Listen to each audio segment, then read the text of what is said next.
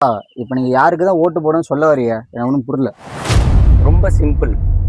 ரசூல் ஸல்லல்லாஹு அலைஹி வஸல்லம் நமக்கு என்ன சொல்லி தந்திருக்கிறாங்க அப்படிங்கிறத முதல்ல விளங்கணும்.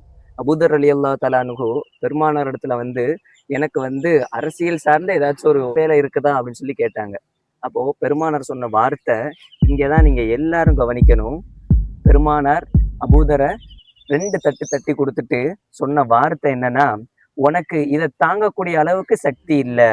அரசியல் பொறுப்புல இருக்கிறோம் அப்படின்னு சொன்னா, இது வந்து கௌரவம் அல்ல. இது நாட்டினுடைய ஒரு அமானிதம். இந்த அமானிதத்த காப்பாத்தலன்னு சொன்னா, மறுமையில கண்டிப்பா கேவலப்பட்டு நிப்போம்ன்னு" சொல்லி பெருமானார் சொல்லிக் குடுத்தாங்க. எனவே ஒரு தலைவர நீங்க தேர்ந்தெடுக்கிறீங்கன்னு சொன்னா, எல்லா சமுதாயத்திற்கும், இந்த ஜனநாயக நாட்டிற்கு யார் ஒற்றுமைய மேற்கொள்வார்களோ, அப்படிப்பட்ட ஒரு மனிதர்கள நீங்க தேர்ந்தெடுங்க.